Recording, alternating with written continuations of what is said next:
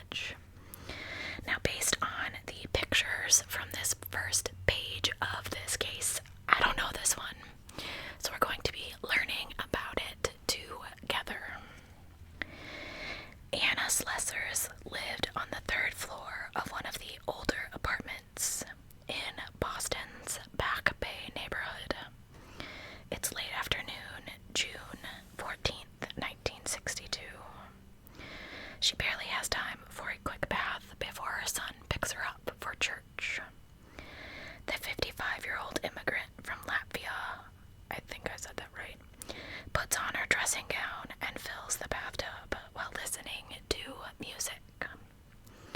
When her 25-year-old son Eurus knocks on the door, later, Anna does not answer, and he gets a little worried because she had sounded kind of depressed the last time he had spoken to her on the phone. So he kicks down the door and makes a frightening discovery. Anna is lying naked on the bathroom floor, the belt of her bathrobe tied tightly around her neck.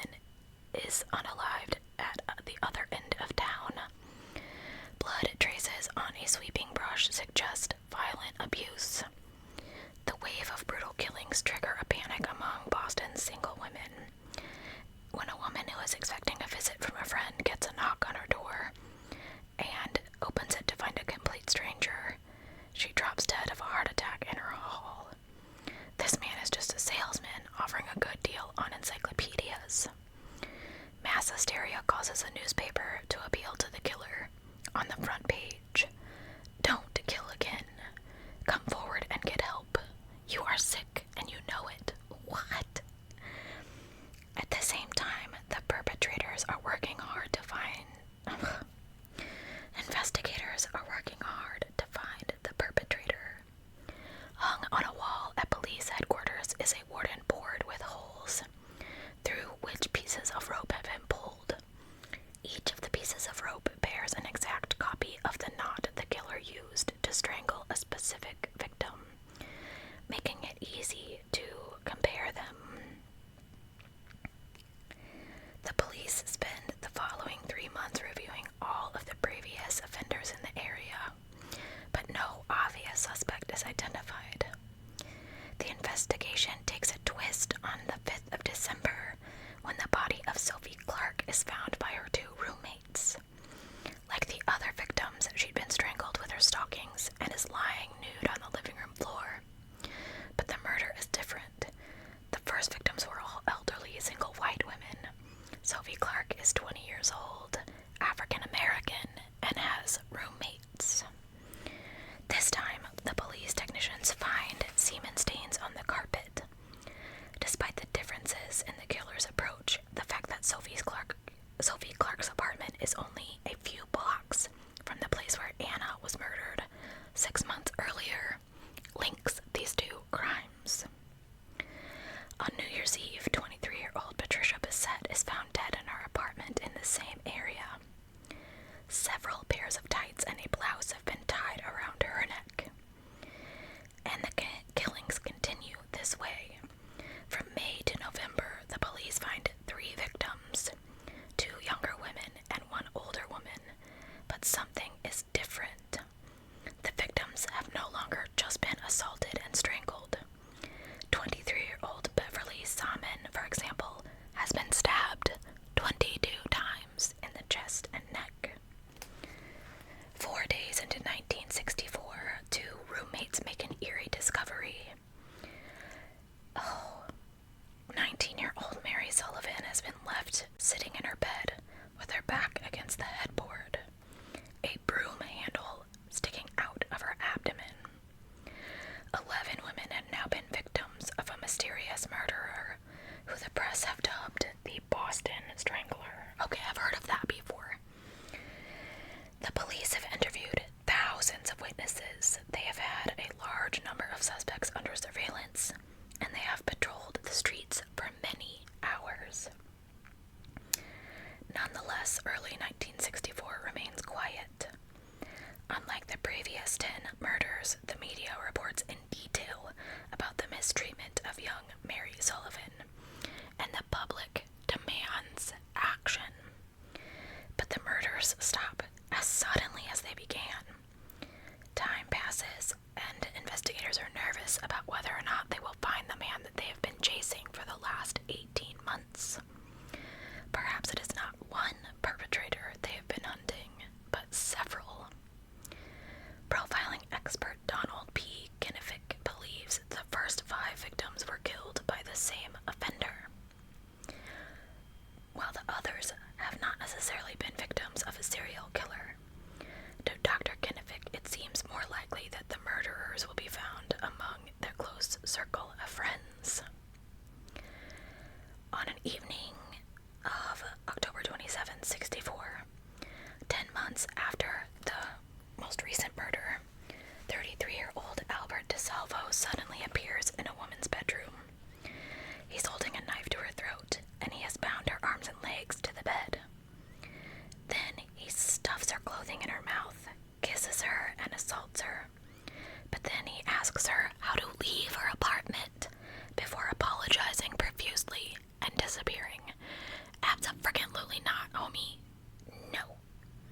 He's quickly arrested. He's been previously served an 18-month term for calling on young, attractive women, pretending to be from a modeling agency, and groping them. Creepo. Initially, he's not suspected of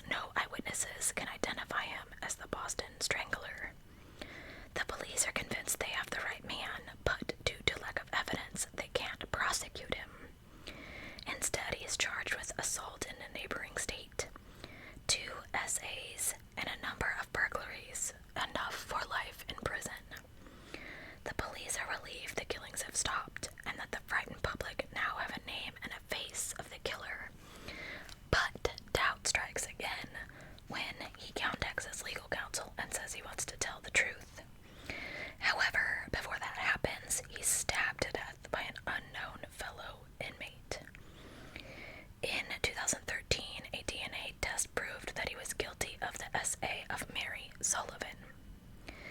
So, at the top here it says, this case was never fully resolved. Yes, Albert was condemned as the strangler, but his mysterious prison death led many people to doubt this. Some experts believe the victims and methods of the 13 murders were too different to have been committed by the same culprit. When the two key witnesses, both of whom had seen the Boston Strangler very closely, were to identify DeSalvo, they happened to glimpse George Nasir, the man to whom DeSalvo allegedly confessed in prison. Neither of the women identified him as the culprit, but both recognized George, who was, however, not charged. DeSalvo's guilt was further doubted in 2001 when his family and a nephew of the Boston Strangler's victim, Mary Sullivan, conducted a DNA analysis. Wait a minute, didn't I just say? Okay. It showed that it was not DeSalvo's semen that the police found on Mary Sullivan's corpse. At the same time, the investigators supported the theory that Mary Sullivan was actually killed by the boyfriend of one of her roommates. Did I not just say that he was guilty in 2013? Whatever. You're confusing me now. A witness heard a man in the apartment, which fitted the boyfriend theory. The young man failed 2 lie detector tests, but it proved impossible to build a case against him. So, that one's kind of unsolved, y'all. The Lorry Killer. Fascination with hair led to murder. Hair? Oh. That's creepy. Okay. I think this one's kind of long, y'all. Let's see. Oh.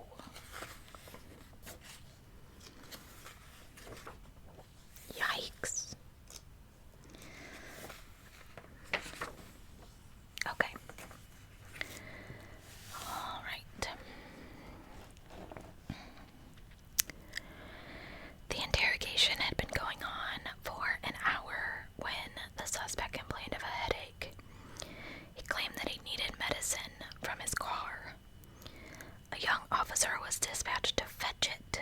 It was a cold November night, and the officer was pretty unhappy at being forced outside. But his irritation vanished when he looked into the well beside the driver's seat. 3 Polaroid photos were lying there. 3 snaps of strangled, nude women. On the back of each photo, the perpetrator had described in meticulous detail how he had ended the victim's life.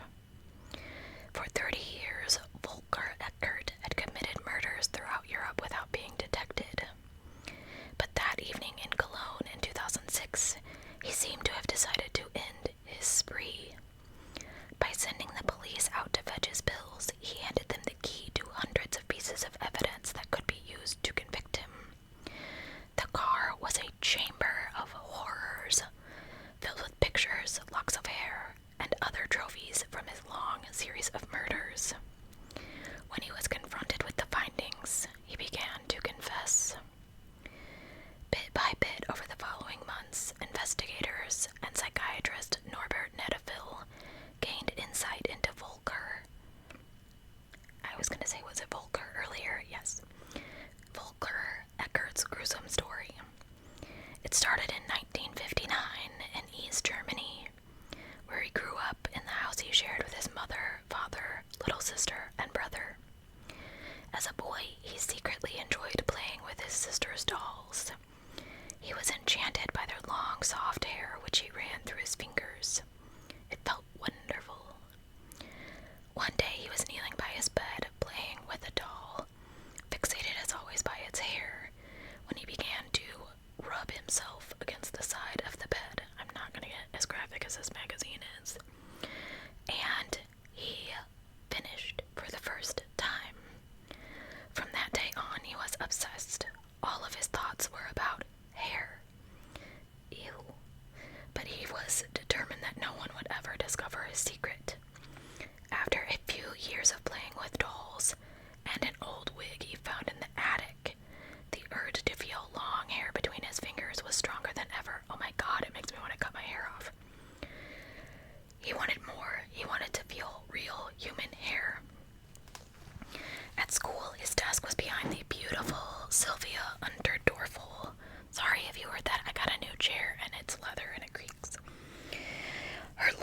fair hair reached down her back. It was too much. He became preoccupied with her hair, so much so that he couldn't eat or sleep. He had to touch her hair. Ugh. In his disturbed mind, there was only one way it could be done. At the age of 14, he was planning his first murder. The two families lived in the same building, which had a long communal loft space above the apartment's entranceways. On the 7th of May, 1974, he went through the attic and down the stairs leading to the Unterdorfels' home and rang the classmate's doorbell. Sylvia herself opened the door and invited Eckert inside. Once he discovered she was alone, he carried out the plan he'd secretly practiced so many times on the doll in his room. He grabbed Sylvia's neck, pressed his thumbs with all his might against her trachea, and only let go when she became limp. He let her fall to the floor, and then, filled with pleasure, he began to play with her hair. His dream had come true. Ugh. After a few minutes, however, Sylvia started to move. She was still alive. Terrified that his secret fetish would be revealed, he took a clothesline, wrapped it around her neck, and pulled. Once he was certain she was dead, he hooked the line around a door handle and pulled, so her neck lifted slightly from the floor, and then he tied a knot around the handle. In the teenager's twisted mind, it now looked as though Sylvia had unalived herself rather than being murdered. He slipped out unnoticed of the apartment and returned home via the loft. Ugh. The crime could have been both the beginning and ending of his career. He had planned the crime to the best of his ability, but he could have easily been detected. An autopsy would have revealed marks left by his thumbs, which would have ruled out her unaliving herself. And while forensic scientists did not test for DNA at the time, he would have left plenty of physical traces at the crime scene in the struggle that broke out when he began to choke Sylvia, not to mention the overturned furniture in the entryway. Witness interviewers might have led police to the outsider in Sylvia's classroom, but by chance he escaped prosecution. Sylvia's father, a member of the Dutch... I can't even say that, folks, please. The East German police force was convinced that she did not commit suicide. Oh, dang it. When his colleagues saw the little girl hanging from the door handle, they immediately accepted the conclusion that Eckert's primitive staging was intended to suggest. No one knows why the police were so quick to conclude that she had unalived herself, and the police report from the East German archives no longer exists. One thing is certain, he had succeeded in getting away with his first murder, and the true story of Sylvia Unterdorfel's death would only come to light 30 years and many murders later, when her killer described the murder to psychiatrist Netta Phil. Eckert never told a psychiatrist how he relieved his lusts in the years following Sylvia's murder. Instead, he recounted a chaotic period during which his parents' divorce affected him greatly. In 1978, he got a job as a house painter at his stepfather's company. He spent his evenings wandering the dark streets of his hometown, seeking out women to assault. He attacked an unknown number without being detected, but was finally discovered one evening while trying to strangle a young woman in the street. Hello? Police caught him, and this time he was convicted. He was sentenced to 2 years and 8 months for attempted R, but he was released after just 1 year. As a convicted would-be Rist, Eckert thought that the police would suspect him if any crimes happened in his hometown. He therefore tried to suppress his needs for a while. In a way, he was helped by the death of his parents. What? Both his father and mother died within days of each other. That's horrible. Eckert became a surrogate father to his 2 younger siblings. Netaville that caring for them was the only worthwhile thing he'd ever accomplished. After a while, his siblings moved in with his aunt. With that responsibility gone, his base desires came forward once more. He started hunting, attacking lone females just as he had before his parents died. He strangled them with his hands or a rope until they no longer resisted. Then he drug them away and art them. Afterward, he would leave them on the street, in a ditch, in the woods, or wherever he had taken them. Good grief, Gertrude. For the first 8 years of the 1980s, he stalked the streets of Plauen, assaulted around 30 women, all of whom almost miraculously survived. He carried physical traces of his crimes, and many of his victims offered descriptions of the perpetrator, but not once was he questioned by the police. During this time, another assailant was at large in the city. The police assumed there was only one man behind the crimes, and it wasn't Eckert. However, the crimes continued even after the other assailant was jailed, and then one night, 2 women, each of whom had barely survived being strangled, gave detailed descriptions of their perpetrator. The police finally picked up Eckert. The double assault resulted in a 12-year sentence for Eckert. After 6 years, however, a prison psychologist claimed he was no longer a danger to society. What? Ugh. In 1994, he was released, and he immediately saw new possibilities. When he began serving his sentence, he was still a citizen of the German Democratic Republic, with all the restrictions on movement that it entailed. But with the reunification of East and West Germany, the whole of Europe was open to him. He could travel wherever he wanted, and he began training to become a long-distance lorry driver with the sole intention of making the continent his hunting ground. Phew. From his new home in the German town of Hof, near the Czech border, Eckert began driving exports to Eastern Europe. Along the roads of the Czech Republic, rows of women waited for German customers. You know what type of women, I'm not saying it. And here he could operate in complete anonymity. That he could get away with his crimes in a relatively small town of Plauen was pure luck. But on a main road, no one knows anyone. The girls asked no questions and willingly climbed into his car without him having to strangle them first. The assault could wait until they were lying in the lorry's bunk where no one could hear their screams for help. Oh my gosh. When he confessed his crimes to police in 2006, he didn't talk about these attacks in the Czech Republic. Later, however, investigators found evidence in his lorry that linked him to the murders of 2 Czech women in the mid-1990s. In the years that followed, he worked on routes around Western Europe, and one evening in June 2001, he was on his way home from Spain, where he made a stop in Bordeaux, France.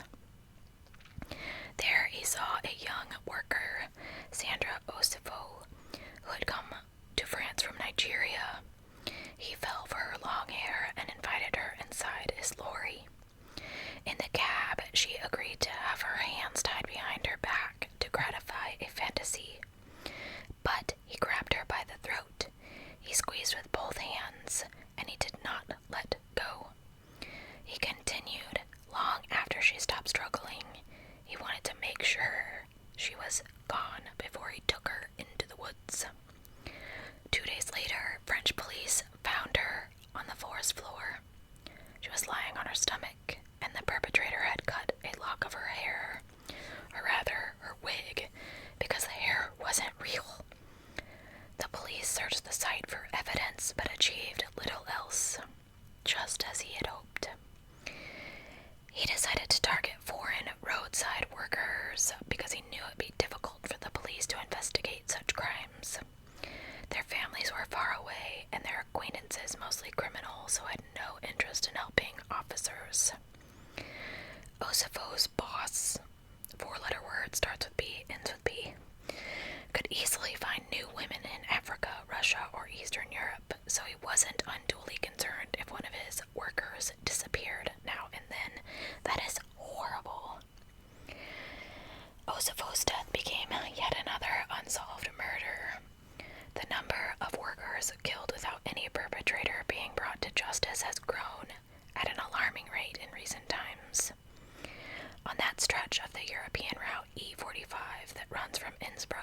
Austria to Bologna in Italy, a distance of about 400 kilometers. There are 45 such unsolved murders, and things are just as bad elsewhere in Europe. A few months later, Eckert struck again. This time he stopped at the seaside resort of Lloret de Mar, north of Barcelona, picked up 24-year-old Isabel Beatriz Diaz. When she discovered what he'd had in mind, she fought with all her might. And even though he wasn't big or strong, she couldn't get his hands off her throat. After assaulting her body and taking his trophies, a photo, and a lock of her long blonde hair, he once again hid her in the bushes. When police found her 2 months later, she had not even been reported missing. An investigation was quickly completed. That is just horrible. Can you imagine not even being reported missing? That just made me so sad. In the presence of police and psychiatrist Nidafil, Eckert confessed to 3 more murders. A Russian worker whom he strangled in northern Spain in the spring of 2005, and 2 women whom he murdered in the autumn of 2006. Data from the tactograph and the GPS in his lorry showed it only took 13 minutes from the time he picked up Agnes Bos outside of Reims in France until he disposed of her body at the remote spot where she was later found. 13 minutes? Ugh. The police put the murder of Bos down to a clash within a Bulgarian worker's ring. Eckert was at home in his apartment with a blow-up doll, dressed in her clothing, with her lock of hair attached to its rubber head. Oh my god, this guy is so jacked up, you guys. Oh. Eckert seemed untouched when he described his gruesome acts, although he referred to himself in the third person during his accounts. Ugh. In conversations with Netaphile, he explained that the desire to strangle a woman and then satisfy himself with her corpse was a feeling that would rise up in him, and he could do nothing against it. It was as if something had taken power over him. Perhaps the murder of 20-year-old Magdalena Petrova was the final showdown between Eckert and his inner demon. The process began exactly like all the others. He was looking for a victim in northern Spain. He found Petrova, who was a waitress. She had all the physical characteristics that all of his victims shared. Long hair. The 2 ended up in his car, where he strangled her with a rope. With the body still lying on the bunk of his cab, he drove to his destination and unloaded his cargo. When that was done, he parked his car at a football stadium and then waited for darkness so he could dispose of her body.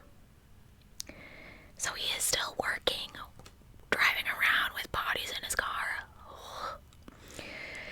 He dumped his other victims into wooded areas, but tossed Petrova into a ditch right next to the car park. Got back in his car and drove home to Germany. Her body was so poorly hidden it was found the very next morning, and, unlike previous cases, a crucial clue quickly emerged. They caught him. Technicians had recently installed a video surveillance system at a factory next to the car park, and it didn't take police long to look at the footage and spot Eckert's lorry. The company's logo and the lorry's number plate were both easily recognizable. Police didn't know if he was a witness or the perpetrator, but they quickly contacted German authorities and asked them to bring him in for questioning. On the 17th of November 2006, the German police arrested Volkner Eckert at his place of work. At first, he claimed he had no knowledge of the incident at the car park, but then he sent police to the lorry for his pills. When the officer returned with the photos, he revealed how he'd committed 6 murders, describing each in detail, but the numbers didn't add up.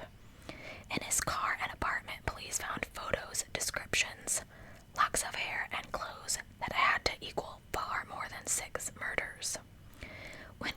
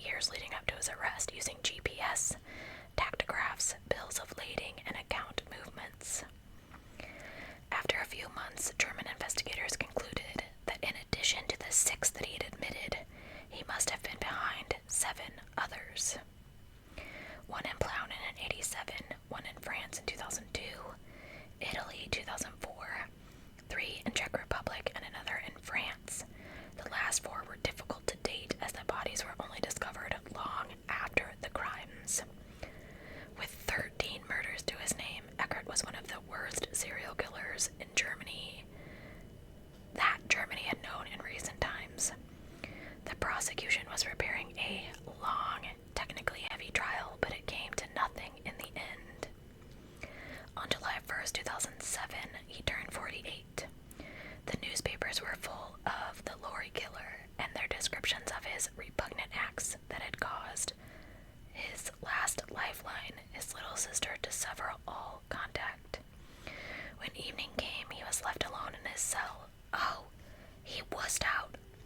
The following morning, he was dead. He unalived himself before he could go to court. DNA has since shown that the 1987 Plough murder was committed by someone else. So in all probability, the German lorry driver killed 12 women that we know of. But with so many unsolved murders of workers along Europe's road, the figure may well be higher. Hey guys, welcome back to part 11 of our serial killer magazine. I am thinking that there will still be a part 12, maybe a part 13. This is definitely one of the longest magazines I've ever done, and I'm pretty sure it's taken me like a year, because I take a break and I come back, and I take a break and I come back. So, alright. This one, actually, I have never covered on my channel. However, I did do a collaboration with my good friend Haylee, the Empress ASMR, where she covered this case, and I covered the Bible John case, who we will talk about within this case. And I'll try to remember to link that down below, hers and mine. Usually by the time I upload, I completely forget to link things, so my sincerest apologies. Handyman murdered for decades, and it actually, this says on the 29th of September, that's my birthday, so goodness. Okay, we are going to Scotland and England. When the volunteers at St. Patrick's Church in Glasgow showed up to open the soup kitchen on Sunday, the 24th of September, 2006, Pat McLaughlin had already set up the tables and chairs.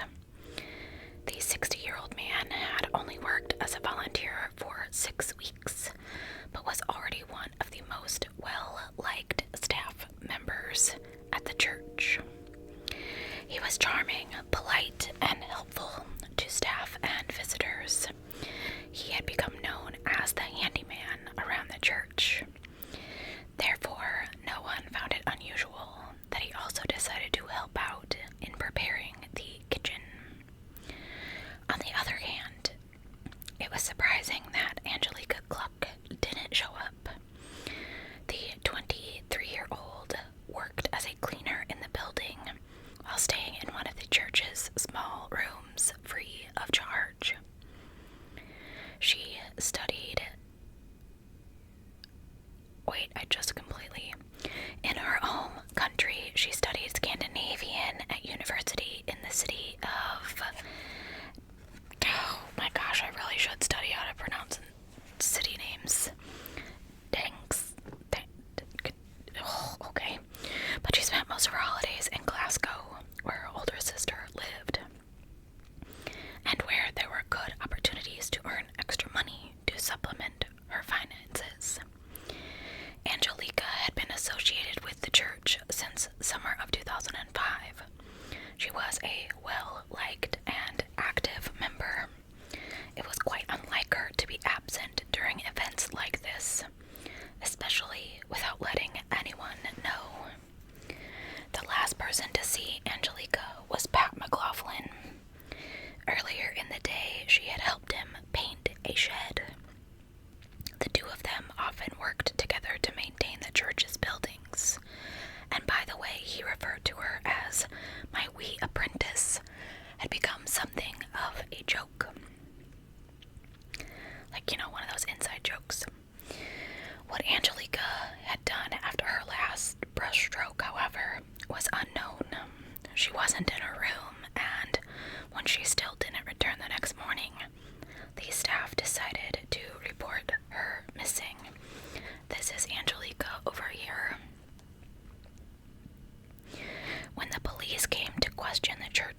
investigators, they spoke to Pat.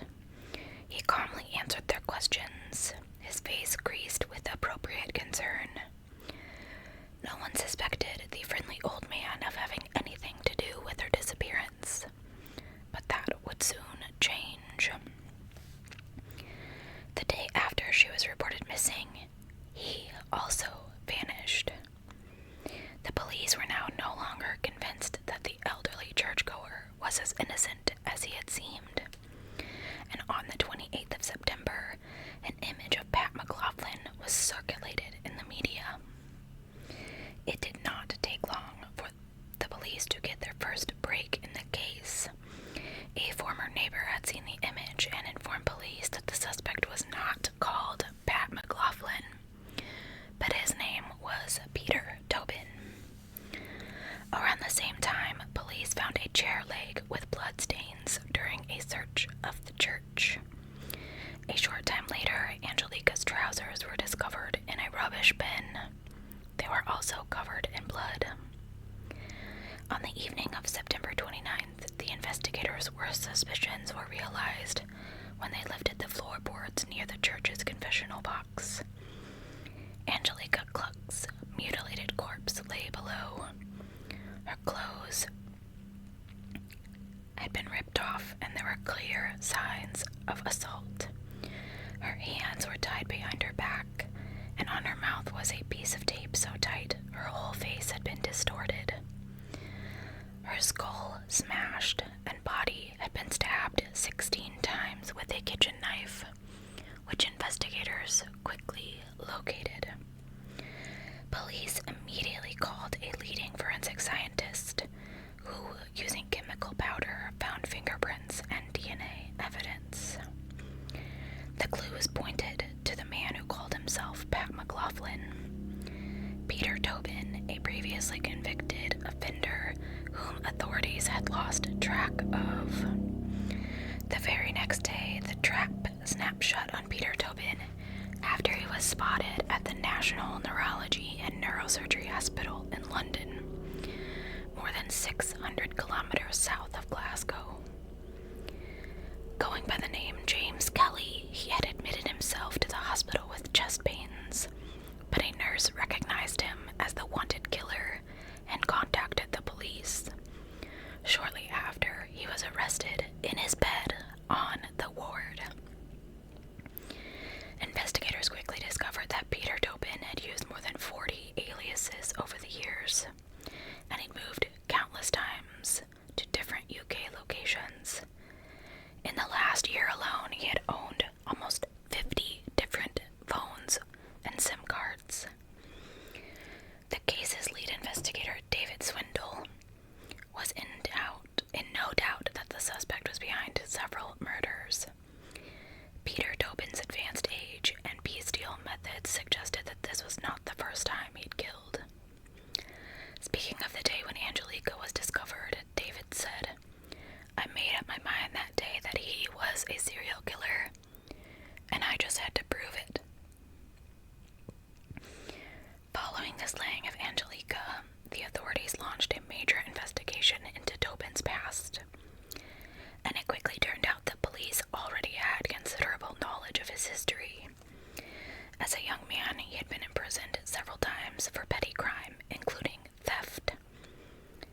He had spent 10 years in prison for a crime so grim that the prosecutor, during the trial, stated that he had treated his victims as cruelly as a cat would treat a mouse. The crime took place one summer in 1993. 47-year-old Peter Tobin was in his flat in Lee Park in Havant, Hampshire, with his 6-year-old son, Daniel, when the doorbell rang. Two 14-year-old girls were standing outside. They had come to visit their friend who lived in one of the neighboring flats, but she wasn't home yet, so they needed a place to wait.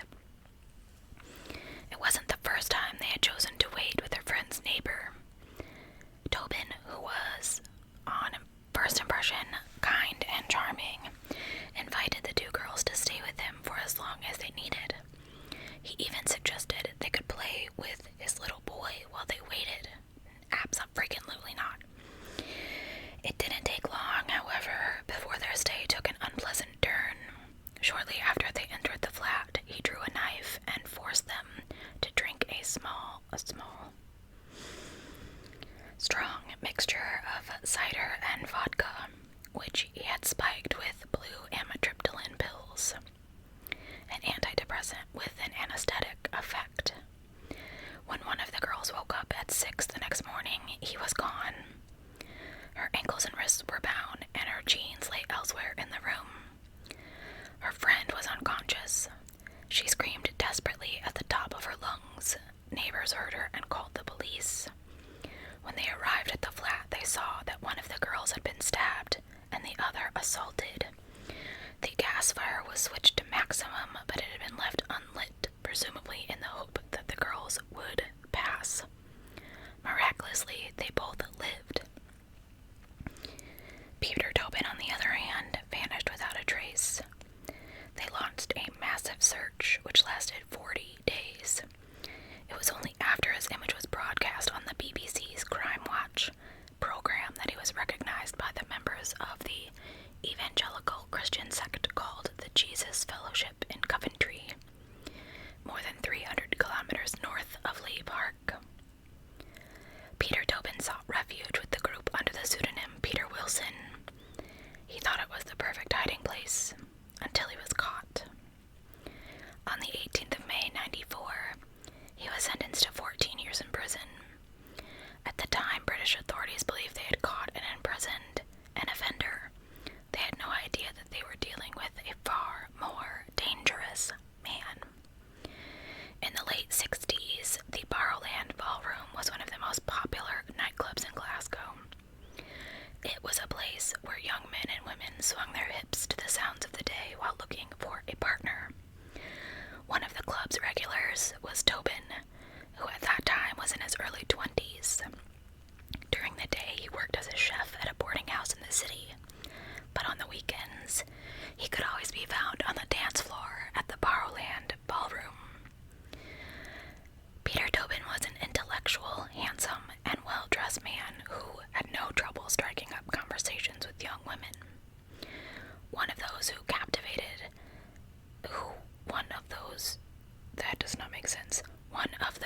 captivated by the good-looking man on the dance floor was 17-year-old clerk and typist Margaret Louise Mountney.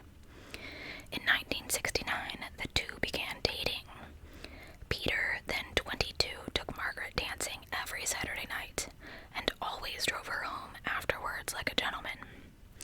On other occasions, he took her on long trips to the Highlands around Loch Lomond. I want to go to Scotland so badly. Soon he invited her home to meet his parents, and the couple were married that same year. They moved to their new flat in East Glasgow. Tobin bought a black Labrador puppy for his wife, who christened the dog Butte. Margaret was entirely taken in by Peter Tobin.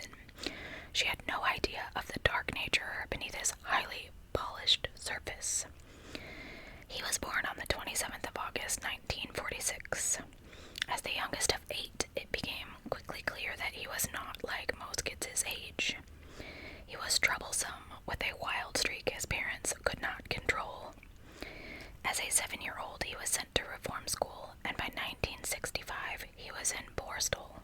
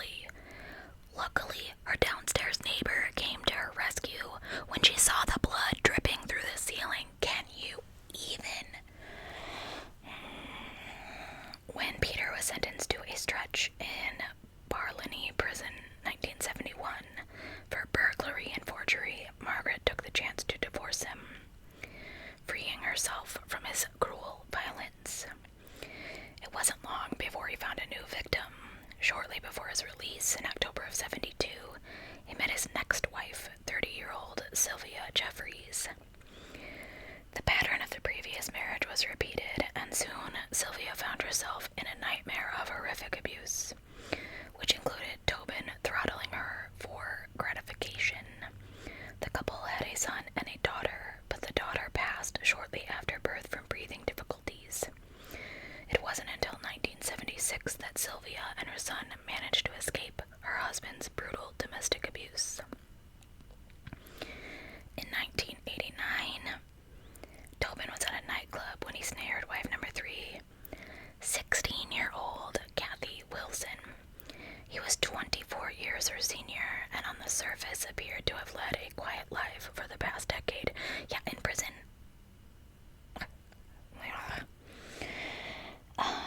Most of the time he'd been working on installing insulation panels in buildings around Scotland. For Kathy, Peter seemed to provide much-needed stability. She had suffered a harsh upbringing that featured abuse and neglect. She had seen her mother beaten many times. Now she believed she finally had a decent, sweet man in her life. They married in a Methodist church in Brighton, and in 87 they had Daniel. And that is when everything changed. Like Margaret and Sylvia, Kathy had fallen for a man who seemed handsome and charming, but he was in fact a violent, sadistic psychopath. I've been there, girl. He controlled her by threatening to harm their son if she left him. In 1990, she managed to escape. It may have saved her life. Just 11 months later, Peter took his violence to a whole new level and began his career as a killer. On February 10th, 1991, 15-year-old, this picture right here, Vicky Hamilton sat on a bench waiting for the bus in Bathgate, West Lothian, between Glasgow and Edinburgh. It was snowing heavily, so she was well wrapped in her winter clothes. She had just visited her big sister Sharon, and it was the first time the young teenager had visited her sister alone. She was on her way home to Reading near Falkirk in central Scotland. She was halfway home when she had to change buses to travel north, but she disappeared without a trace before her bus arrived. The search for Vicky became one of the most extensive ever conducted in Britain. Police questioned 6,536 people and took more than 3,000 statements. But nothing helped. After 11 days, the police got their first break. On the 21st of February, a man found Vicky's purse while on his way to work. It was in a ditch between the city's train station and the bus stop. A few weeks after police got the purse, Peter Tobin had moved into his new house in the town of Margate, Kent, almost 800 kilometers from the crime scene in Scotland. One of the first things the newcomer did was dig a huge hole in his backyard. A neighbor later recalled the event. I looked over the fence one day and saw him digging this hole. And I said, "What are you doing, Pete? You going to Australia?" And he said, "No, I'm digging a sand pit for the lad when he comes up somewhere for him to play." It was about 2 days went by, and then it was all filled in and flattened off. When the neighbors asked why, Tobin replied that the social worker had forced him to refill the hole because it wasn't safe. What the neighbor and no one else knew for the next 16 years was that hole hit the body of the missing schoolgirl, Vicky Hamilton. Tobin had kidnapped and murdered her and then taken the body with him to Margate and buried him in his new garden. What? Sorry, I just noticed there was a bunch of stuff on me and I don't know what it is. Whatever. Probably the cats. Anyway, however, Vicky's remains were not the only ones hiding under Peter Tobin's lawn.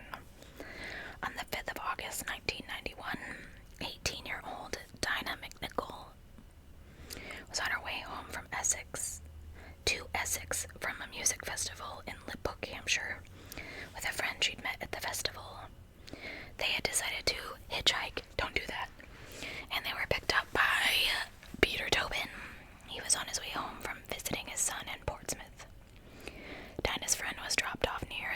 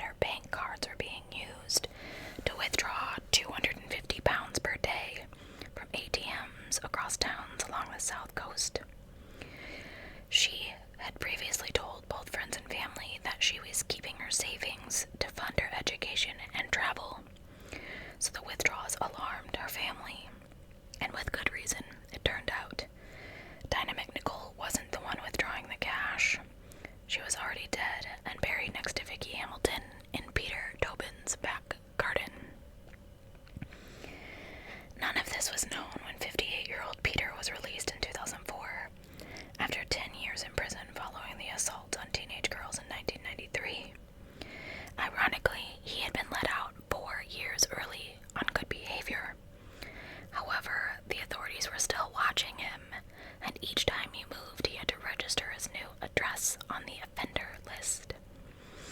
It didn't take long, however, before they lost track of him. Of course not. 10 months after his release, he traveled back to his native Scotland and entered the city of Paisley under a new name. Authorities issued a warrant, but it didn't help uncover his hiding place. In October of 2005, he struck again. His victim this time was 24-year-old Cheryl McLaughlin. She knew Peter through her ex-boyfriend who had watched football matches with him. Cheryl had liked the older, friendly man, so when Peter invited her to his home to watch TV, she said yes without hesitation. Not long after she arrived, she discovered by chance that he had a belt and rope hidden next to his chair. What? When she discreetly tried to leave, he pulled out a knife and assaulted her. Badly beaten, she managed to escape and contact the police. By the time officers arrived, Peter Tobin had disappeared again, this time to St. Patrick's Church in Glasgow. It was there, under the church floor, a few meters from the confessional box, that police found the body of 23-year-old Angelica Gluck. Forensic scientists who examined her speculated that she may have been alive when she was pushed below the floorboards. The trial against Peter Tobin at Edinburgh's High Court lasted 6 weeks and ended in May of 2007. It took 900 seconds for the jury to unanimously convict him of his third murder. Can you believe that? 900 seconds. Bananas. In connection with the sentencing, Lord Menzies said, "In my course of my time in law, I have seen many bad men, and I have heard evidence about many terrible crimes which have been committed." My computer is trying to give me Windows 11 and I don't want it. Stop it. But I have heard of no case more tragic and more terrible than this one. The nature of Angelica's death convinced the police that Peter Tobin may have committed similar crimes in the past. Under the leadership of Strathclyde's police department's lead investigator David Swindle, officers began revisiting old unsolved cases in hopes of linking victims to Tobin. This huge investigation that followed was named Operation Anagram. The case of Vicky Hamilton, the schoolgirl who'd gone missing in '91, was of particular interest when officers discovered that Peter had lived just a few kilometers away from where she had gone missing. In the decade and a half that had passed, police forensic equipment had improved significantly. As a part of Operation Anagram, technicians therefore re-examined her purse, and this time they found traces of DNA that matched Tobin's son's. In November of 2007, a thorough forensic investigation was conducted in Peter Tobin's old house. With the help of specialist equipment, including ground-penetrating radar, investigators soon found Vicky's skeleton in the garden. That's terrible. 2 days later, they found Dinah McNichol, whose body had been cut in half and placed in plastic bags. Ugh. Forensic scientists later found traces of amitriptyline in both bodies, the same drug he'd used to anesthetize the 2 teenage girls in his apartment in 1993. The subsequent trials against Tobin were both over in no time, and the now confirmed 3-time killer was sentenced to life in prison. In 2008, after the trial relating to the death of Vicky, the head of the Lothian and Borders Police Criminal Investigation Department, Malcolm Graham, made the following statement. "Tobin is 62. He's had a long time to harm women. From what we know of him so far, he took every opportunity he could to satisfy the demons that drove him. There's every chance he will emerge as one of the nation's worst serial killers." After finding the remains of the 2 bodies in the garden in 2007, they scaled up the investigation. Police officers from all over the UK were drafted in to review almost 1,400 old cases as part of Operation Anagram, in the hopes of linking some unsolved murders to Peter Tobin. It remains one of the largest criminal investigations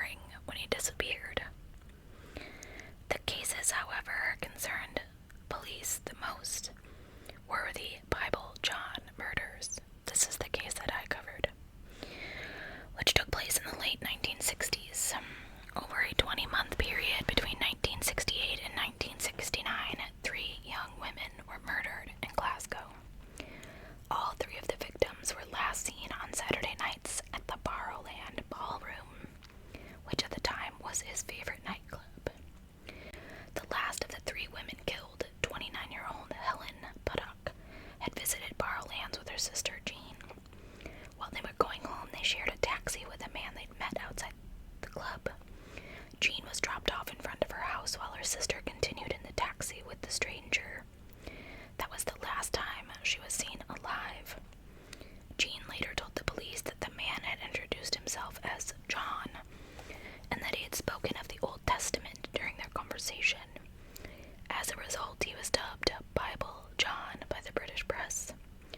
5,000 men were questioned, and Scottish police received more than 50,000 tips, but the perpetrator was never caught.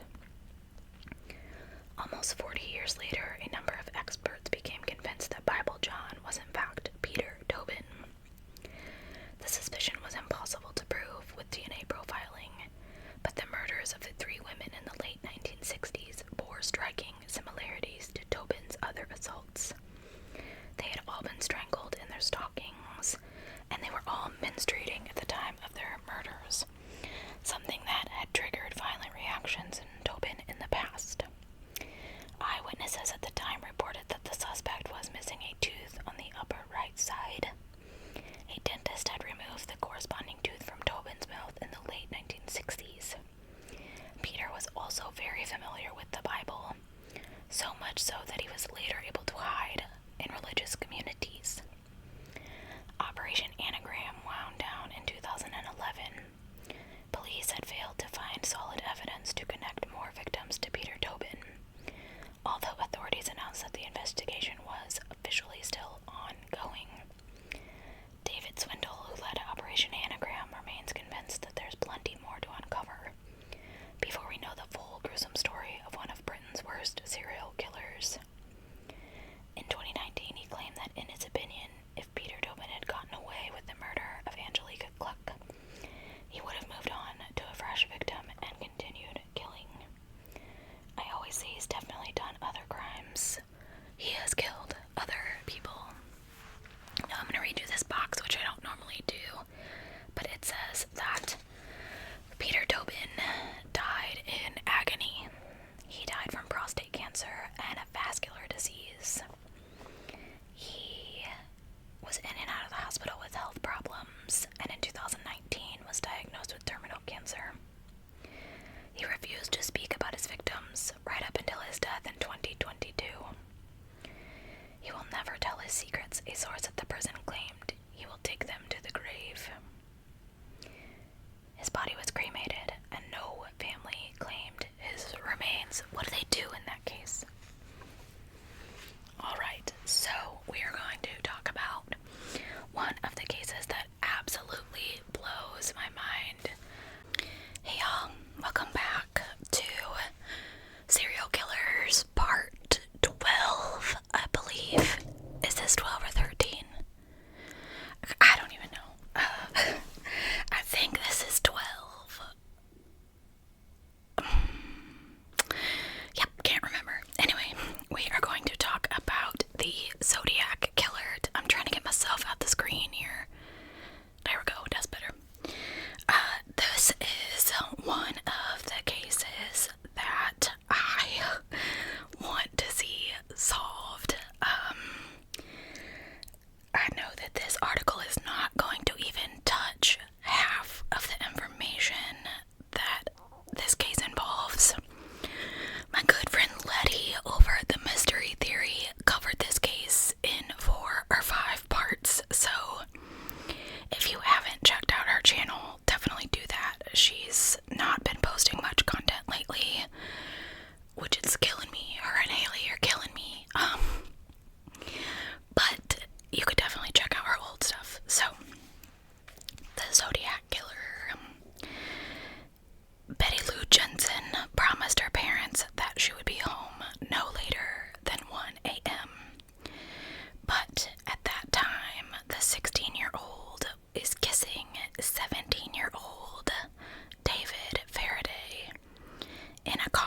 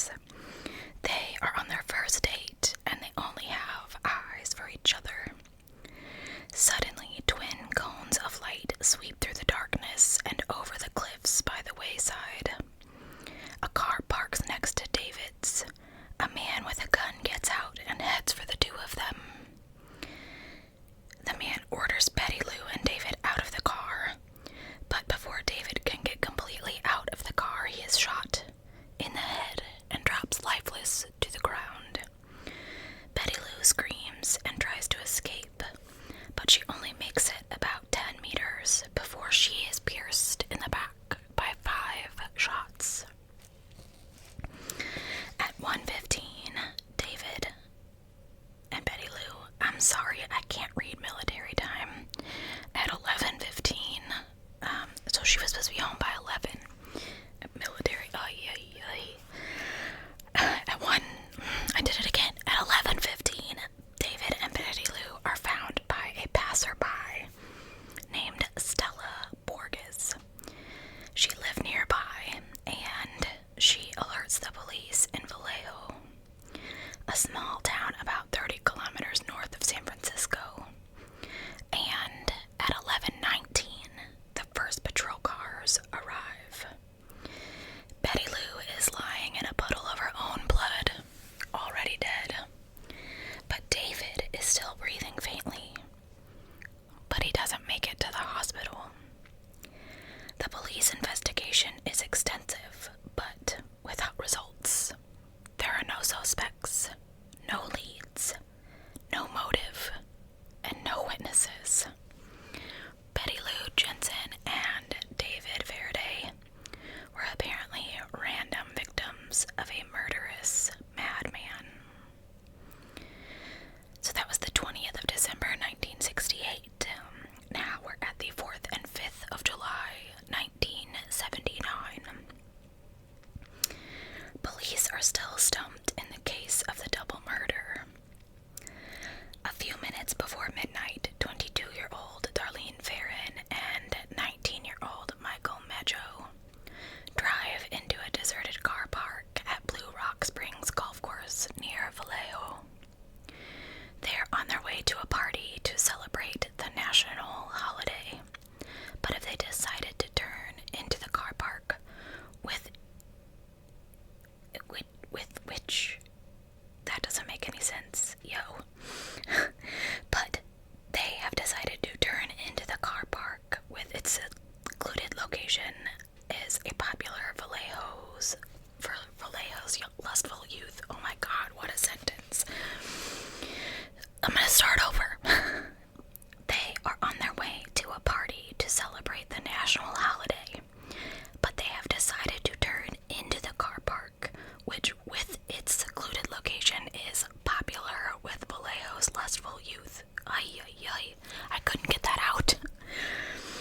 For a while, the couple sit alone in the dark, but suddenly another car parks next to them. A few seconds later, the car drives off again, only to return 10 minutes later. This time, the car parks right behind Darlene's Chevrolet Corvair. I think it's a cop. You better find your identity papers, Michael says to Darlene. A man gets out of the car and approaches, but Darlene and Michael cannot see him.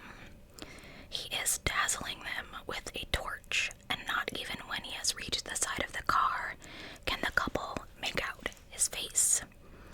Without warning, the man bends over and fires a shot through the open window on the right side of the car. And while his ears are ringing, Michael feels blood pouring down his face.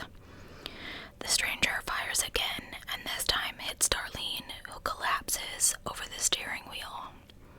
Without saying a word, the man walks away again, but stops abruptly when he hears Michael's roar of pain.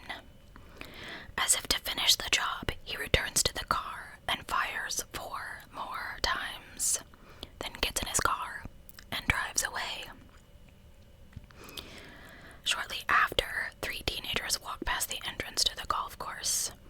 They hear a muffled cry from inside the car park and discover a man on the ground writhing in pain.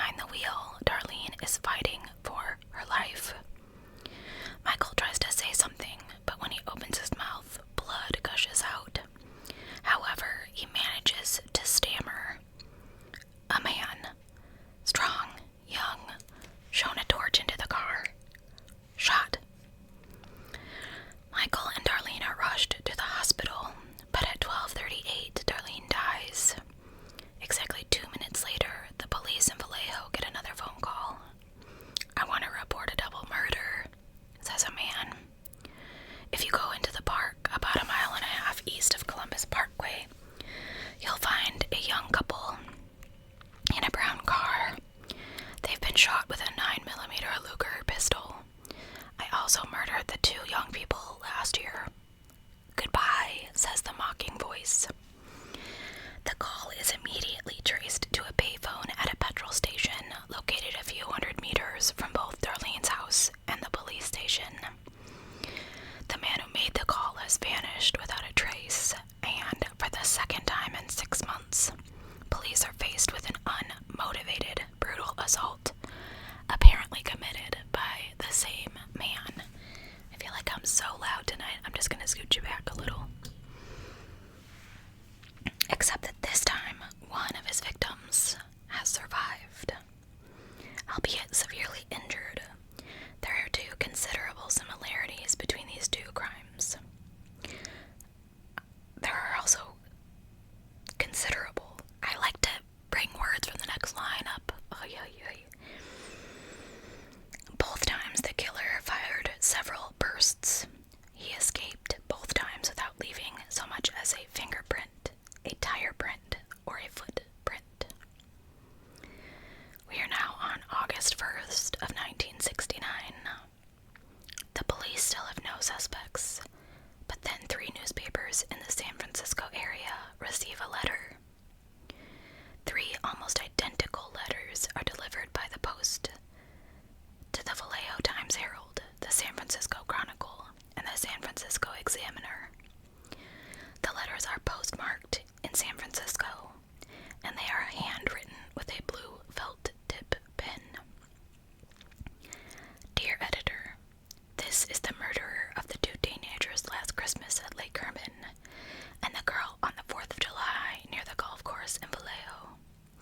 To prove that I have killed them, I shall state some facts that only I and the police know. The sender explains in detail the murders in December of '68. He reveals the ammunition as type Super X, and that he fired 10 shots. The letter describes how the young man was lying on his back with his feet inside the car, and the girl was on her side with her feet facing west. He also knows the murder scene from the 4th of July in detail. The girl was wearing plaid slacks, and the boy was shot in the knee. The ammunition brand was Western. And this next part is what just drives me crazy about this case. Each letter also contains 1/3 of a coded message with a total of 408 symbols. In this cipher is my identity. If you do not print this cipher by the afternoon of Friday the 1st of August, I will go on a rampage Friday night. I will cruise around all weekend, killing lone people in the night. I will then move on to kill again and again, until I end up with a dozen people over the weekend. The newspaper publish their respective sections of the cryptogram, but in an article in the San Francisco Chronicle, Police Director Jack E. Stilts says the police are not confident that the letters were written by the killer. Therefore, he asks the author to send more information in another letter which could better substantiate his claim of being the perpetrator. Even before the newspaper goes to press, an army of experts, including the CIA and FBI, are trying to decode the cryptogram that consists of 24 lines with 17 different symbols in each line. Some Greek, some astrological, some are Morse code, others weather symbols, and they are apparently mixed together in one long hodgepodge, and it confuses the experts. August 7th, '69. While experts and amateurs are working hard to crack the code, the San Francisco Examiner receives another letter. Dear Editor, this is the Zodiac speaking. It is actually this letter here. You can kind of see it, it's a little muddled. In answer to your asking for more details about the good times I have had in Vallejo, I shall be very happy to supply even more material. By the way, are the police having a good time with the code? If not, tell them to cheer when they do crack it, they will have me. The 3-page letter describes minutely the murders of Betty Lou Jensen, David Verde, and Darlene Farron. The Zodiac also rebukes the police for giving false information to the press.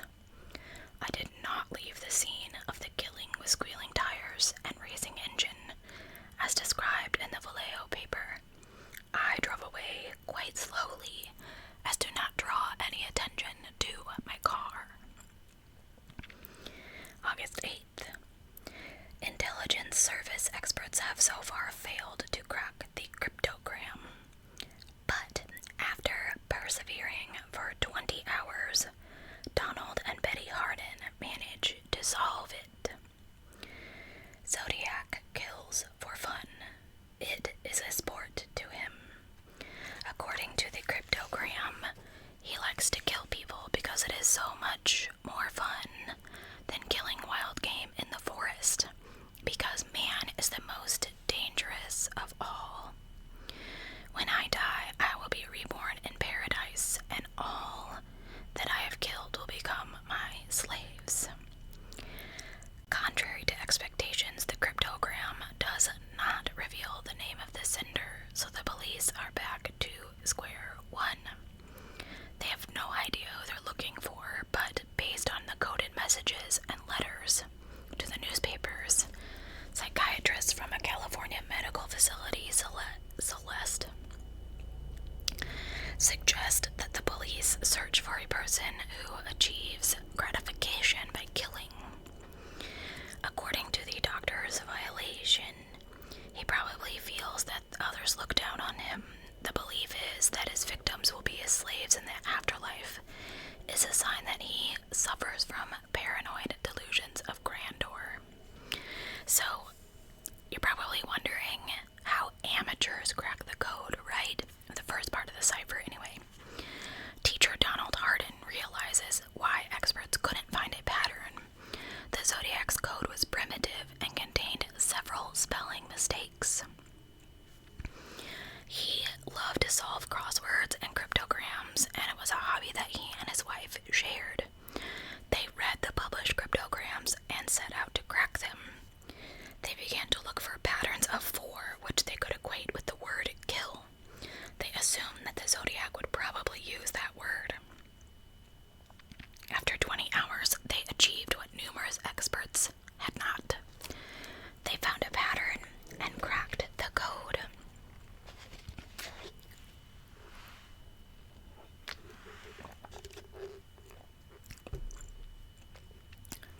In his first cryptogram, the Zodiac had written, for example, it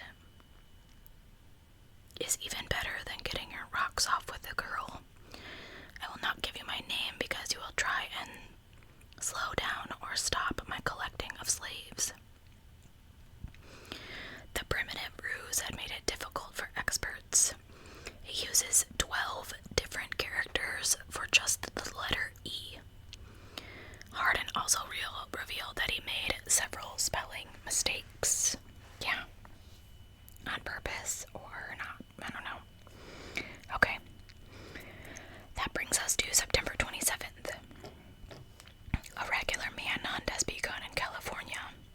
Several suspects have been questioned and released, but the Zodiac is still at large.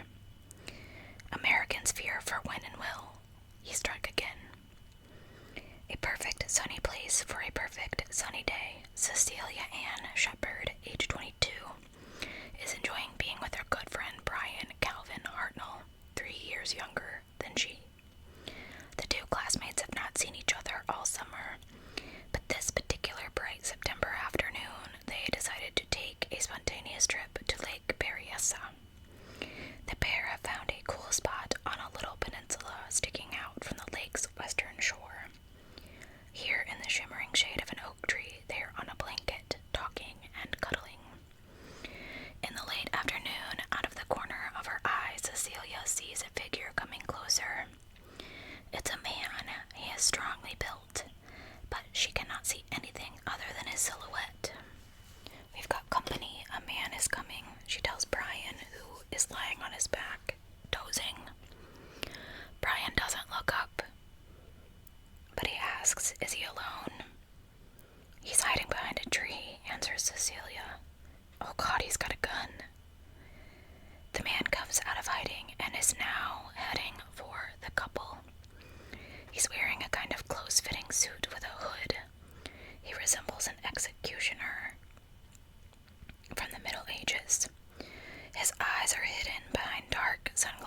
eyes, and on his stomach is approximately a 10 by 10 centimeter symbol, a circle intersected by a cross. He has a belt with a knife around his waist and a metallic blue pistol in his hand, which is pointing at the two young people. "I want your money and your keys," demands the man. "I need the car to drive to Mexico." He says that he has escaped from a prison in Montana where he murdered a guard. They empty their pockets, relieved that he's not going to hurt them. But then he fishes white twine. It's definitely twine. You can tell this magazine was written by someone in England or the UK. Twine from his pockets and orders Cecilia to bind Brian's hand behind his back. She obeys, but she doesn't tighten the knots. The man discovers the trick and tightens them so Brian is unable to move his arms. He ties Cecilia up in the same way, and now they are both lying prone and helpless. Then with a rusty voice the stranger says, "I have to stab you." He kneels beside Brian, raises his 30-centimeter long knife, and begins to stab him. When Brian stops groaning from the pain, the man turns to Cecilia, who begs for mercy. Uninterrupted, the man continues his work. Again and again he stabs her, until the blanket is stained red.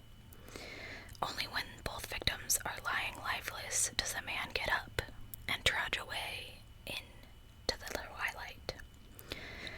Brian is still conscious, and after a few minutes, Cecilia wakes up too. They shout for help, and although she is almost paralyzed by pain, Cecilia succeeds in biting through the twine so Brian can escape. He tries to get up and go for help, but he's so weak from blood loss he can only crawl.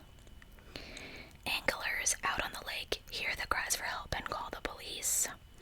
When emergency services arrive, the two people are still conscious, but on the way, Cecilia falls into a coma. At 19:40, 1 hour and 10 minutes after the attack, the phone rings at the Napa police station. "I want to report a murder." "No, a double murder. You'll find them 3 miles north of the park's main square. They drove a white Volkswagen." A few minutes later, the call has been traced to a phone box at a Napa car wash. The receiver is still dangling from the box, which is just a few hundred meters from the police station. At the entrance to the park, the police find the white Volkswagen. A circle intersected with a cross has been drawn on the door, and below 3 dates are written in black felt pen: Vallejo 12/20/68, 7/4/69, September 27/69, 6:30 by knife. The police see an immediate connection.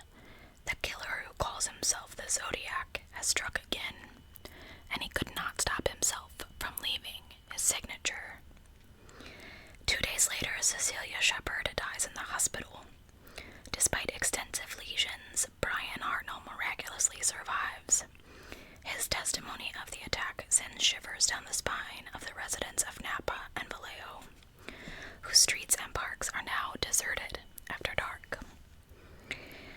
October 11th, 1969. The police from Napa have teamed up with colleagues in Vallejo to try to catch the Zodiac. They receive hundreds of calls every day. They all end in failure. When 29-year-old Paul E. Stein swerves his yellow taxi out from the parked cars at Pinecrest Restaurant and pulls into the dense evening traffic, he gets an unexpected customer. A man jumps into the back seat and asks to be driven to an address in Presidio Heights, a fashionable residential district of San Francisco. When Stein parks at the desired address at a little before 10, the customer changes his mind and asks the driver to continue for another block. When the taxi stops again, the customer pushes a gun into the driver's right temple and fires. Paul Lee Stein dies on the spot. After a few minutes, the man hurries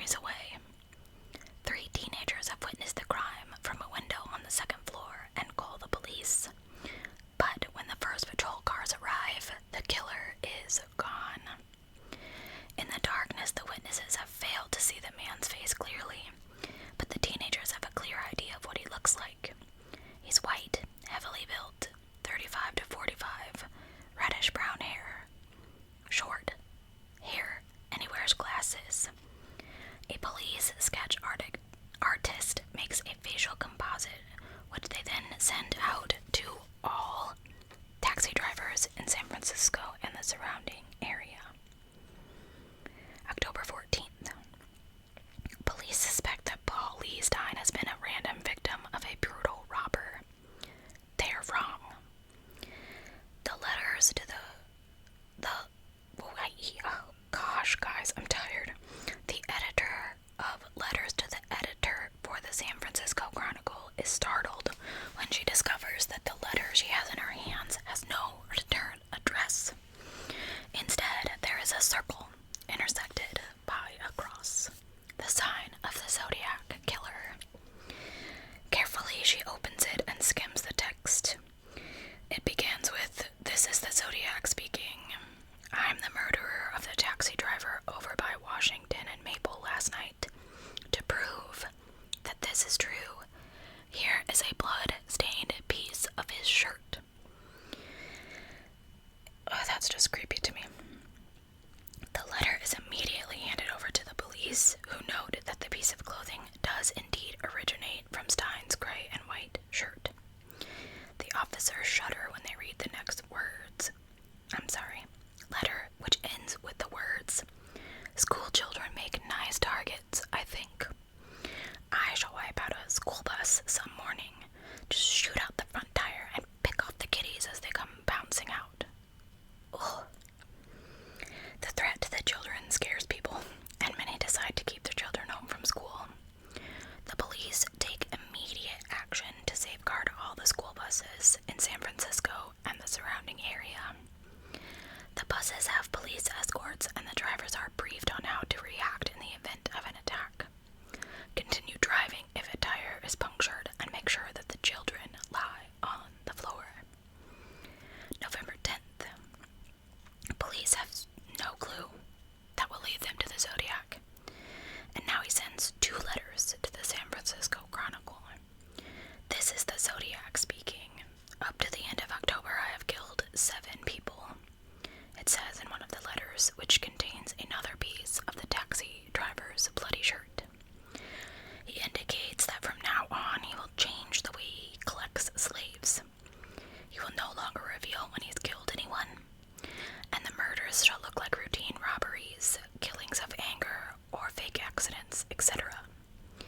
The police shall never catch me because I have been too clever for them. Once again, he contains, oh gosh, guys, my brain is just fried, attaches a coded message, a cryptogram with 340 symbols. Moreover, he's drawn a detailed diagram of a bomb, which, according to the letter, he intends to use in an attack. The police believe the Zodiac is boasting when he claims to have killed 7 people. There are not that many known unsolved murders in California, but they don't doubt for a second he would use his bomb. But they choose to keep quiet about the threat as to avoid causing further alarm. January 29th, 1970. The cryptogram of 340 symbols cannot be cracked, and the Zodiac is continuing to send his threatening letters to the press. On Wednesday morning, the Chronicle receives a postcard. "I hope you enjoy yourselves when I have my blast." It continues on the back. "If you don't want me to have this blast, you must do 2 things. Number 1, tell everyone about the bus bomb with all the details. Number 2, I would like to see some nice Zodiac buttons wandering around town. Everyone else has these buttons like the peace sign. It would cheer me up considerably if I saw a lot of people wearing my button." April 26th. Police still have no suspects, and after 3 months of silence, the Zodiac returns to his writing. In a letter to the Chronicle, he says that he's very upset that people are not wearing Zodiac badges. "As the summer holidays have started, I punish them in another way." He has shot a man sitting in a parked car with a .38 instead. At the end of the letter is kind of a track record, allegedly showing his updated murder score. Zodiac 12, San Francisco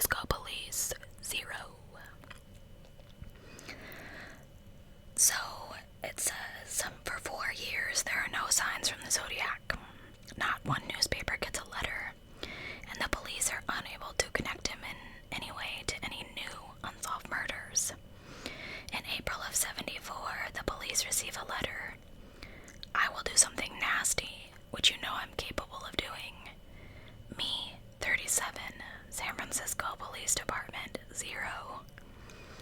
The police write off the Zodiac's high death score as the bragging of a madman. The homicide detectives cannot connect the Zodiac with this many unsolved murders. The letter continues with a phrase taken from a musical. He plunged himself into the billowy wave, and an echo arose from suicide's grave. If the Zodiac did indeed take his own life, as the letter indicates, then he took his identity with him to the grave. This case remains unsolved. And it's crazy because almost everyone has heard of the Zodiac, and he really only killed 5 people that we know of. I mean, it's not a very high number when you think about Dahmer or Bundy or... Anyway. So this one is the last case we're going to cover. And I don't know this one at all. The vampire from Hanover. Adolf Annabelle is waiting for the train. He's 17, sick, hungry, and freezing in the icy waiting room at Hanover Station. Although Annabelle is to spend a long, cold November night on a hard waiting room bench, he's in good spirits. Luck has smiled on him a little.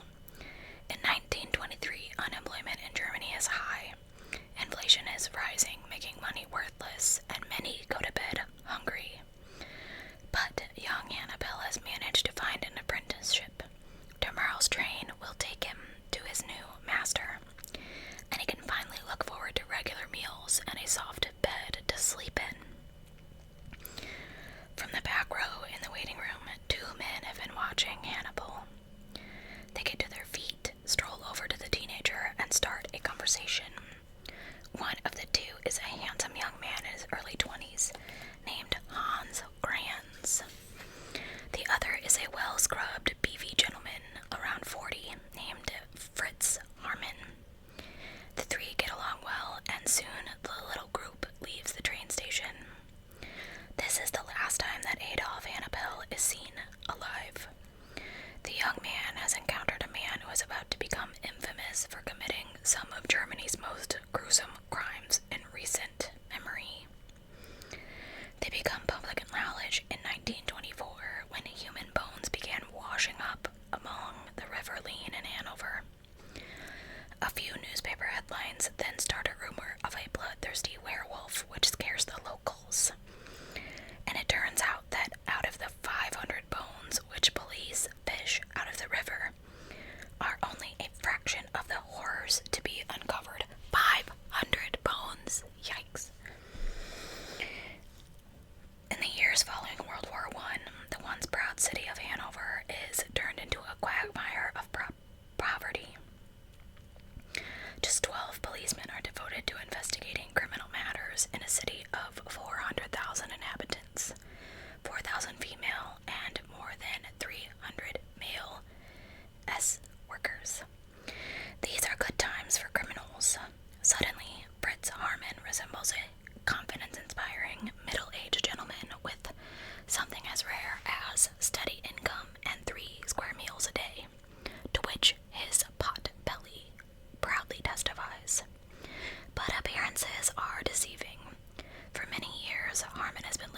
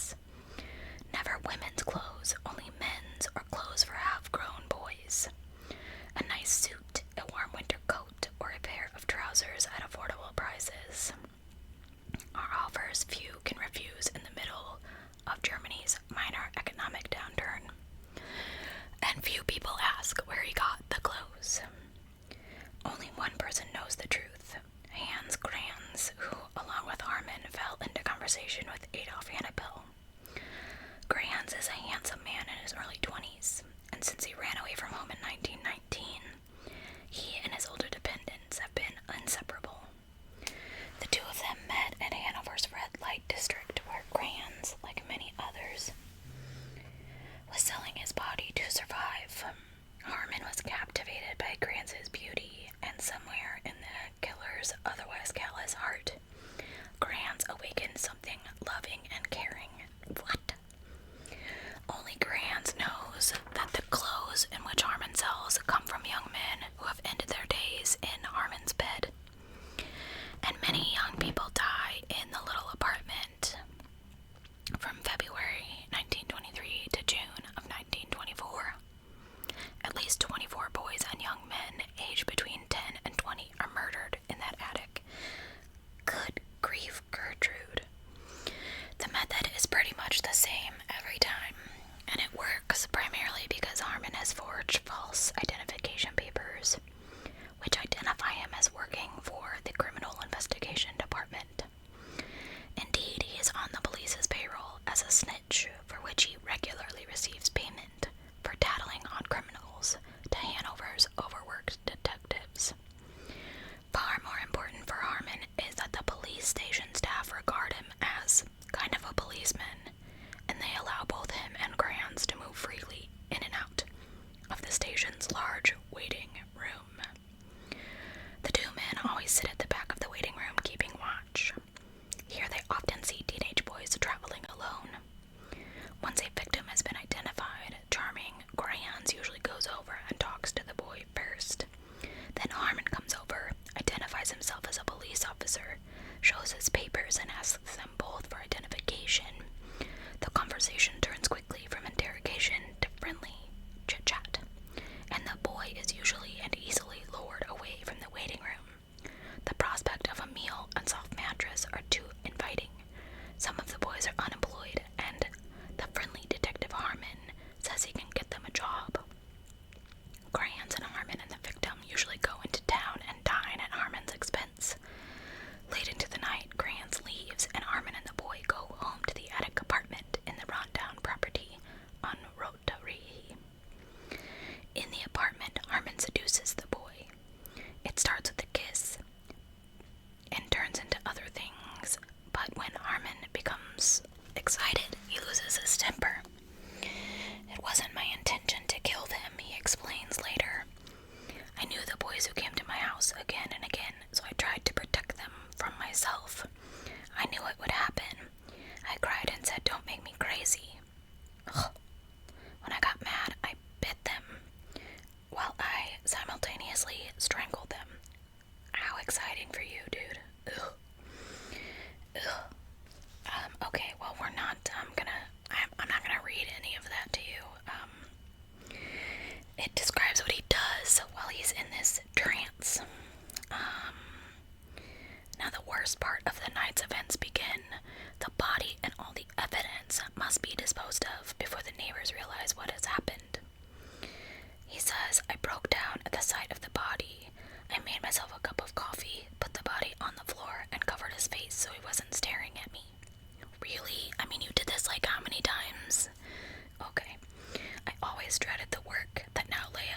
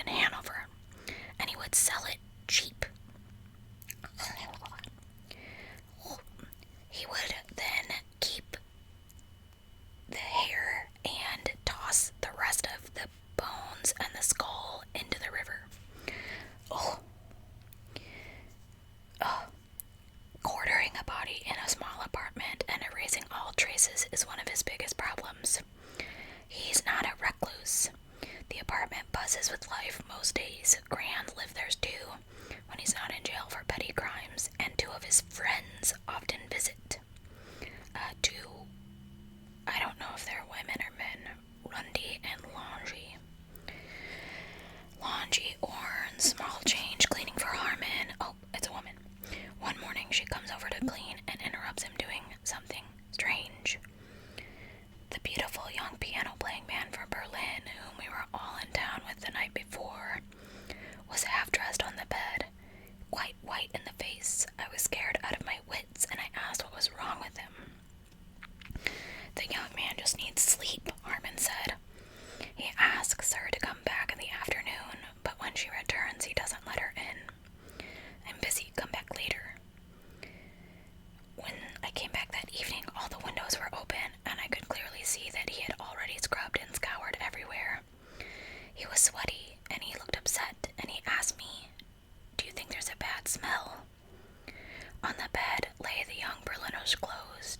I screamed and cried. What happened to him? The young man has traveled on to Hamburg, is the reply. He needed a change of clothes, and so the two traded.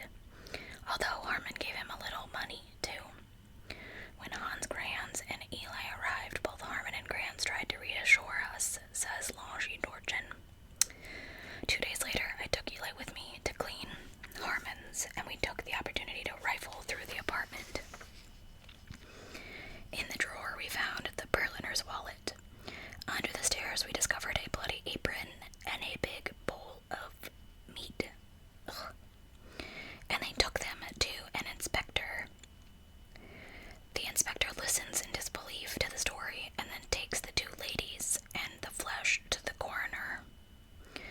He refuses to put the meat under his microscope. Grinning, he said, even a blind man can see that that is pork. Inspector Mueller searches Harmon's apartment anyway, which has been cleared of all traces of the Berliner in the meantime. But nothing suspicious is found. Once again, Fritz Harmon goes free. Fritz has a remarkable ability to avoid getting unexpected visits at his apartment when it is full of parts and incriminating evidence like bloodstained clothes or the victim's valuables. He's also quick to get rid of the body and deftly dispose of his victim's possessions, either by generously sharing the evidence or selling them. His landlords often get gifts from him and are offered clothes at favorable prices. But Fritz's ability to avoid getting into trouble is also linked to his close ties with the police. He's helped the police catch gangs of criminals several times. Via his vast network of contacts, he finds out who's stolen something sufficiently large, something the police would like to solve quickly. Then he makes an offer to the thieves, luring them to his apartment on the promise of buying stolen goods at a good price. Meanwhile, he's tipped off the police about when the thieves and the stolen goods will be at his address. The criminals only just arrive when the police storm in and arrest everyone. Fritz is always taken to the station as to not to arouse suspicion about where the tip came from, but he's quickly let out of the back door. So there, he is thereby known to all of the detectives, and on the occasions that a neighbor or acquaintance reports something, he's tipped off that a search is imminent. From his frequent contact with the police, Fritz also knows that the police do not always have the right to search houses simply because someone has reported him. Therefore, when the police knock on his door late at night, he doesn't open it. He shouts that a search under Section 106 is not allowed between 2200 and 0600 unless they bring a warrant. Please come back at 6 o'clock, he says, and spends the rest of the night erasing all traces of a recent victim. When the police come back the next morning, they find no indication of a crime. Many neighbors and friends also know that he is attracted to young men. Therefore, when the door is locked, the keyhole clogged, and windows covered with blankets, they assume that he has been being visited by a man. And this is not permitted by law. It seems, though, that few people will interfere. Police know of his tendencies. He has been repeatedly caught in the act and has been imprisoned for this before. They assume that his only crime consists of his preferences and a little black marketing and theft. Nobody believes that he's capable of murder and mutilation, and they have no interest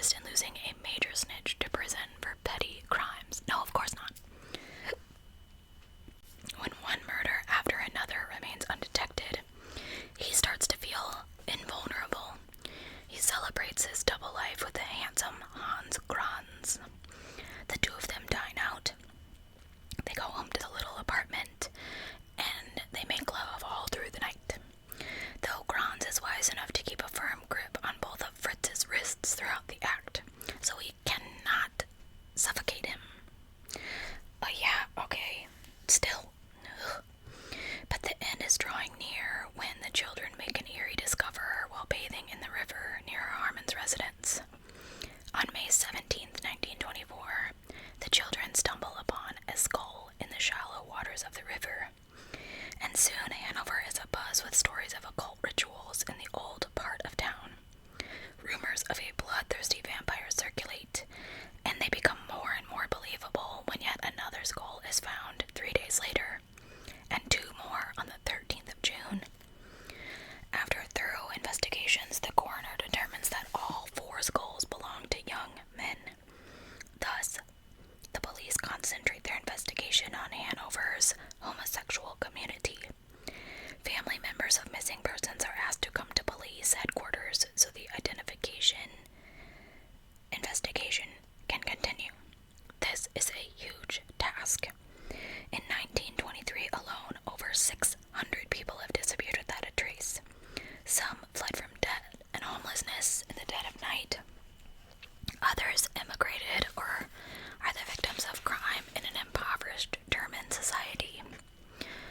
The police can no longer turn a blind eye to one of their most helpful snitches.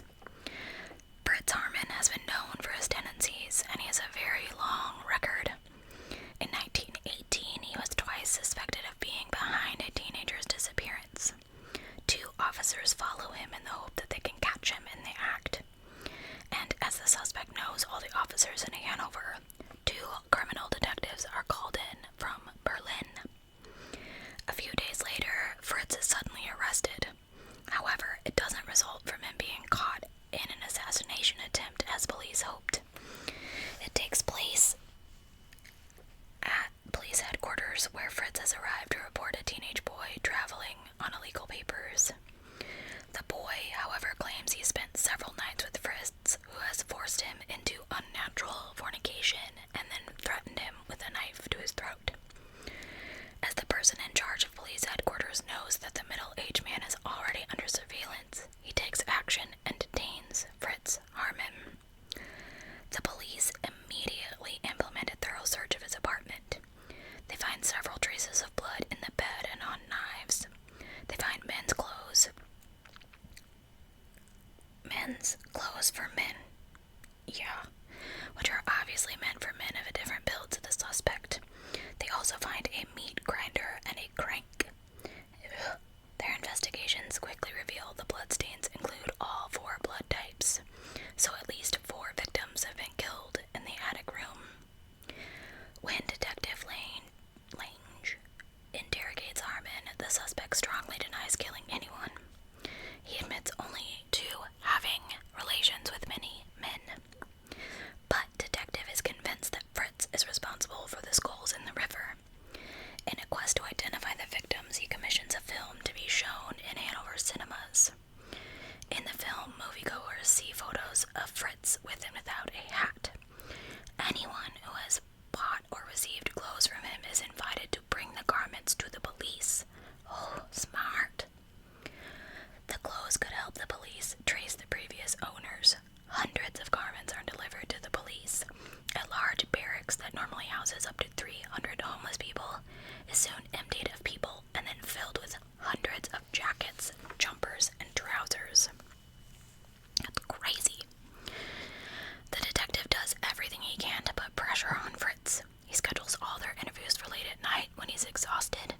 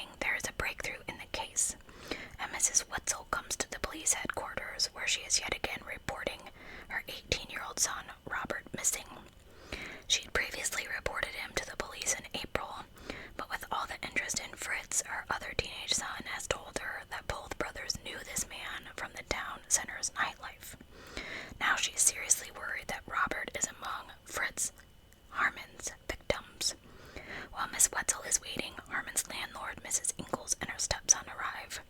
They bring with them clothes that they were given by or brought by Fritz. Suddenly, Mrs. Wetzel notices that the stepson is carrying our beloved Robert's finest suit. She admits she bought the suit from Fritz Harmon. Mrs. Ingalls, the landlord, does, and Mrs. Wetzel's tears start to flow. At midnight, Detective Lange confronts an exhausted and dejected Fritz Harmon with a poignant report from the waiting room. And finally, he breaks. Detective Lange reports how Fritz Harmon took him and his interrogation assistant's rats by the hand and quietly asked, "If I confess, will I finally be allowed to sleep without the skulls in my cell?" We assured him he would, and then we let him talk. Fritz Harmon first confesses to 4 murders, then adds the murder of Friedel Roth in 1918, then a 6th and a 7th, the latest committed just 6 weeks before police arrest him. The list of victims just keeps growing. Some have been sought for a long time, others not because their families believe they just left town. But he cannot or will not say how many he's killed in total. Maybe 30, maybe 40, I don't know. He's unable to describe the young men, and when Detective tells of another missing boy whom witnesses saw in Harmon's company, he says, "Add him to the list." He tells them in detail how he murdered and dismembered them and threw their skulls and bones in the river. When the police launch a thorough investigation of the river, they uncover 285 major human bones, including 22 femoral bones of the right leg. All of the bones are from young men between age 10 and 22. Ugh. In July, Hans Grans is also arrested.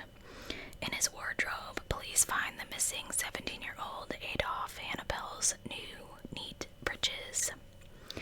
Grans is accused of indictment and complicity. Fritz Harmon does not show any genuine remorse, and after several long conversations with the psychiatrist, he's declared mentally fit for punishment. He tells the psychiatrist he can't mourn. He refuses to be declared insane. As a young man, he spent a little over 8 months in what was then called an insane asylum. Apparently, this was extremely dramatic, and his biggest fear during the trial is that the guilty will convict him to a lifelong sentence in a secure unit. During his interrogation, he repeatedly says, "Behead me, but do not send me to the insane asylum again."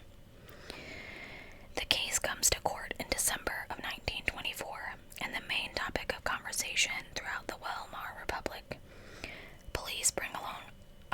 Public brings along opera classes to study the monster closely, and every newspaper publishes special editions.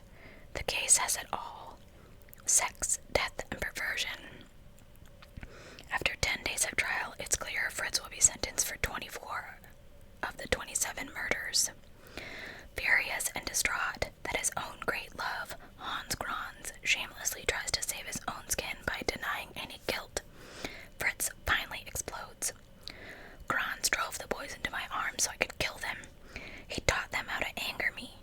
He utilized my rage and urged me to kill for days so he could get new trousers. Grans himself murdered. Grans receives the death penalty for indictment to murder, and on the 19th of December, Fritz Harmon is also sentenced to death. He is guillotined on April 15th, 1925. His last wish is that the words, "Here rests serial killer Harmon," be engraved on his headstone. He also asks the guards for permission to spend his last night with Hans Grans. Both requests